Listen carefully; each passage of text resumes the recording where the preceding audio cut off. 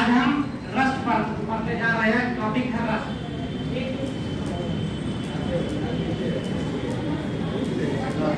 सबसे पहला सवाल है कि रस्ट होता क्या? रस्ट सिंपली ये एक ऐसा नेचुरल फेनोमेनन है जब हम लोहा को हवा में और वाटर में नमी में छोड़ दें, एक साथ होना चाहिए, तब एक भूरा रंग का, एक ब्राउन रंग का, एक उसके ऊपर परत बन जाता है, वही रस्ट है।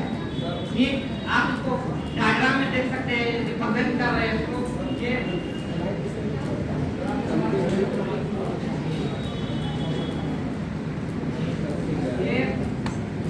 ये आयरन लोहा, लोहे को जब हमने छोड़ दिया किसमें, हवा में, तो पानी में और साथ में हवा में, जब दोनों एक साथ इसके ऊपर लगेगा तब क्या होगा, इसके ऊपर एक भूरा रंग का, एक ब्राउन रंग का एक परत धीरे धीरे बनना शुरू हो जाएगा।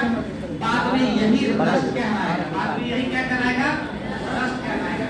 समझ में आ गया? फिर से जब हम लोहा को, आयरन को जो बाहर जा रहे हैं, कर जाइए बाहर जा रहे हैं, आ जाएंगे। जब हम लोहा को कुछ समय के लिए हवा में और पानी में छोड़ दें तब उसके ऊपर एक लोहा का परत बन जाएगा। आइए इसको हम एक प्रैक्टिकली देखते हैं। कहीं ऐसा तो नहीं है कि हम दोनों चीज में छोड़ रहे हैं, मतलब उसको हम प्रूव करते हैं, क्योंकि साइंस में प्रूव होना जरूरी है। केमिस्ट्री आइए देखते हैं। सबसे पहले हमने क्या किया कि हमने एक टेस्ट ट्यूब लिया। इस टेस्ट ट्यूब में हमने थोड़ा सा नीचे में सिलिका जेल लगा दिया ताकि जो नमी हो इसके अंदर सारा नमी सूख जाए। उसके बाद हमने यहाँ पर आयरन का कील डाल दिया या फिर एक आयरन डाल दिया और इसको ऊपर से बंद कर दिया। ठीक, कोई दिक्कत, इसके अंदर एक जरा हवा नहीं है, और जो हवा मतलब हवा तो है पर इसके अंदर पानी नहीं है, एक जरा पानी इसके अंदर नहीं है। दूसरा टेस्ट ट्यूब हमने फिर लिया। इस टेस्ट ट्यूब में हमने पानी डाला, लेकिन पानी को कैसा डाला, ऐसा पानी डाला जिसको बहुत ज्यादा गर्म कर दिया, इतना गर्म कर दिया कि वो बॉयल होने लगा, जिससे उसके अंदर हवा बहुत कम हो गया, ऑक्सीजन बहुत कम हो गया। ऑक्सीजन कम हो जाने के बाद हमने क्या किया, उसके अंदर फिर पूरा पानी इसके अंदर भर दिया और इसके अंदर आखिरी में फिर एक लोहा डाल दिया, कील डाल दिया और उसको बंद कर दिया। पानी तो है और उसके अंदर हवा नहीं है। तीसरा एक केस हमने लिया, एक और टेस्ट ट्यूब लिया। उस टेस्ट ट्यूब में हमने एक नॉर्मल वाटर डाला, टैप वाटर डाला, वाटर पानी अंदर डाल दिया और डाल देने के बाद उसके अंदर आखिरी में कुछ लोहा डाल दिया। हमने देखा कि इसमें रस लग जाएगा। ये वाला टेस्ट ट्यूब है, ये वाटर है, ये आयरन जेल है इधर,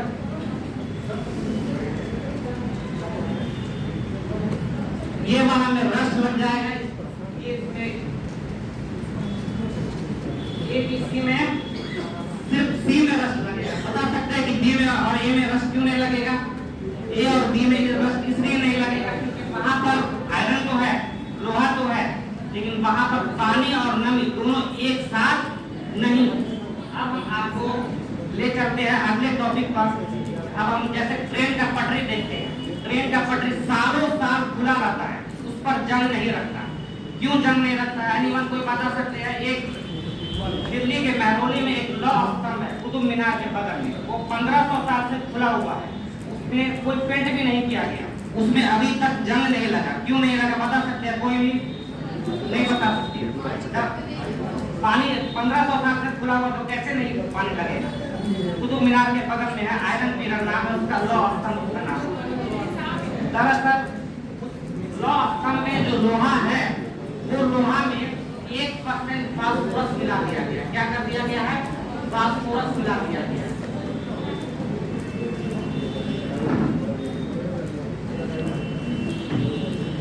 जब उसके अंदर 1% फास्फोरस मिला दिया गया है, 1% जैसे ही उसके अंदर फास्फोरस मिला तो अब उस लोहे के ऊपर एक नेचुरल रूप से एक परत जम जाता है। इस नेचुरल रूप से क्या होता है? एक परत जम जाता है। उस परत के कारण उसके ऊपर कभी जंग नहीं लगेगा।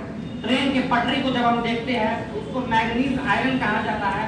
उसमें 12% मैग्नीशियम मिला दिया जाता है और 0.8% कार्बन मिला दिया जाता है, जिसके कारण ट्रेन के पटरी में ये आयरन स्तंभ का है, ये आयरन पिलर का है। ठीक। और ट्रेन के ट्रैक का बात किया जाए, रेल ट्रैक का,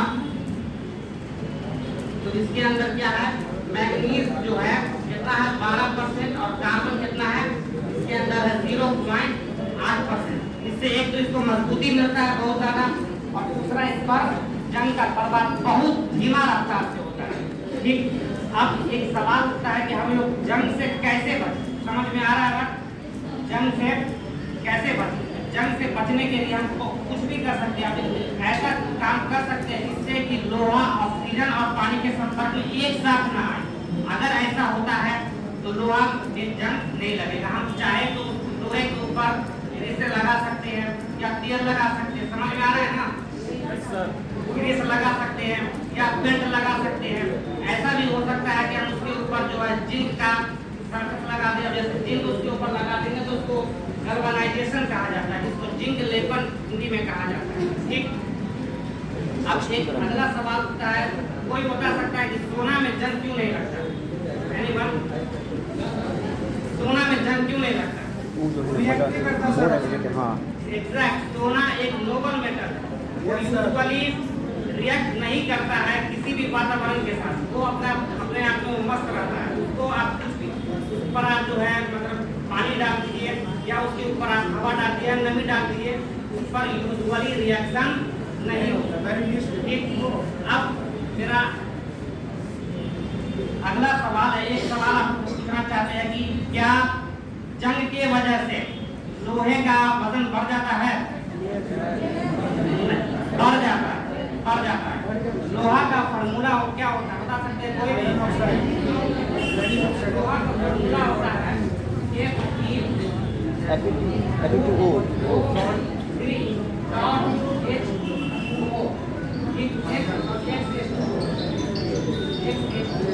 दरअसल जब लोहा होता है ना, लोहा सिर्फ होता है Fe2। ठीक।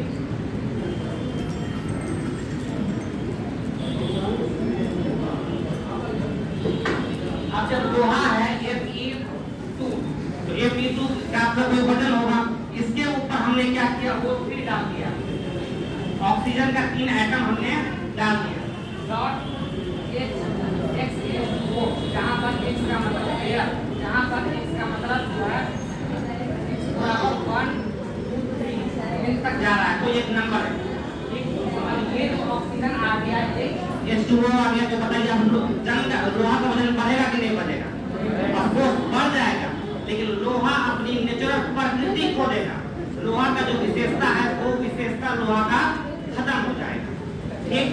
अब अगला टॉपिक हमारा आता है कि आप लोगों ने क्या जंग को साफ करने की कोशिश कभी किया है?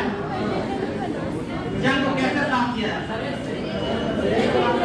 जंग को साफ करने के लिए अगर उसके ऊपर आप किसी भी तरीके से कोई भी चीज से लगरिएगा, चाहे वो नुकीला चीज हो या कागज हो या कुछ भी हो, तो उसके ऊपर थोड़ा सा धीरे धीरे धीरे धीरे उसका फर्क हटना शुरू होगा और नीचे से जो ऊपर से निकलेगा उसको यदि आप छोड़ दीजिएगा फिर उसके ऊपर जंग लग जाएगा।